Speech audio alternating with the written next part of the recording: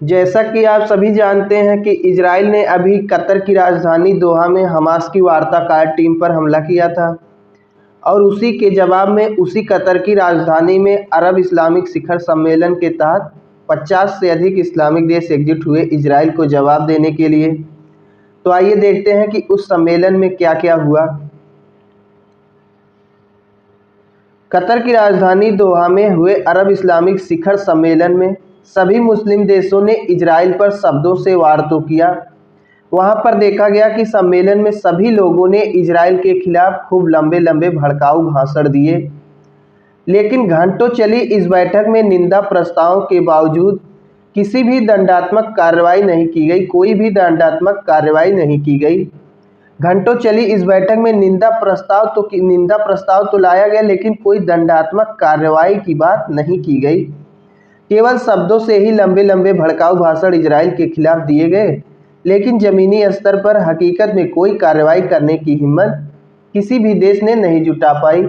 सभी देशों ने लंबा लंबा भाषण तो दिया, भड़काऊ भाषण दिया, इजराइल के खिलाफ ये करेंगे वो करेंगे, लेकिन जब कार्रवाई करने की बात आई तो सभी ने चुप्पी साध ली।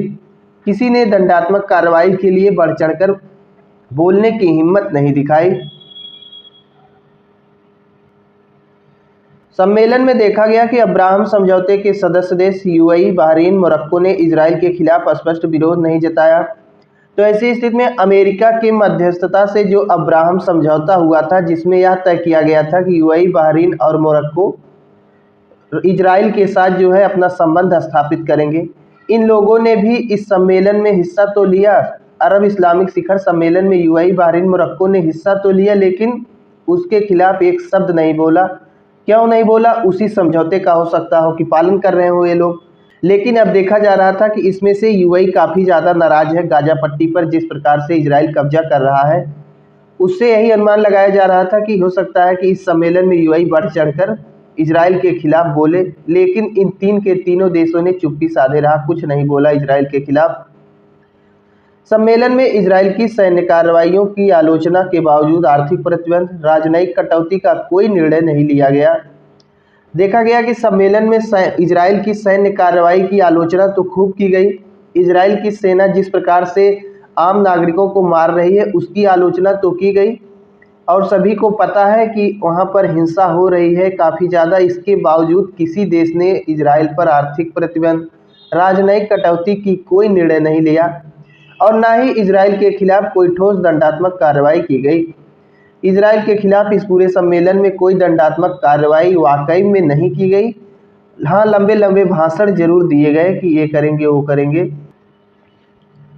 सऊदी अरब के क्राउन प्रिंस मोहम्मद बिन सलमान से उम्मीद थी कि ये इजराइल के खिलाफ बन रहे इस गुट का नेतृत्व करेंगे, लेकिन इन्होंने इजराइल के खिलाफ एक शब्द तक नहीं बोला। सऊदी अरब के क्राउन प्रिंस हैं मोहम्मद बिन सलमान।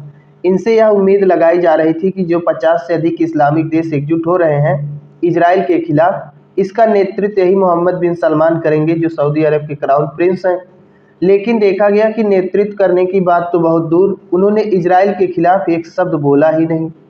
और सभी इस्लामिक देश इनसे यह उम्मीद लगाए बैठे थे कि ये इजराइल के खिलाफ बन रहे इस गुट का नेतृत्व करेंगे। बाकी इस शिखर सम्मेलन को लेकर आप लोगों की क्या राय है? अपनी राय जरूर दें कमेंट बॉक्स में।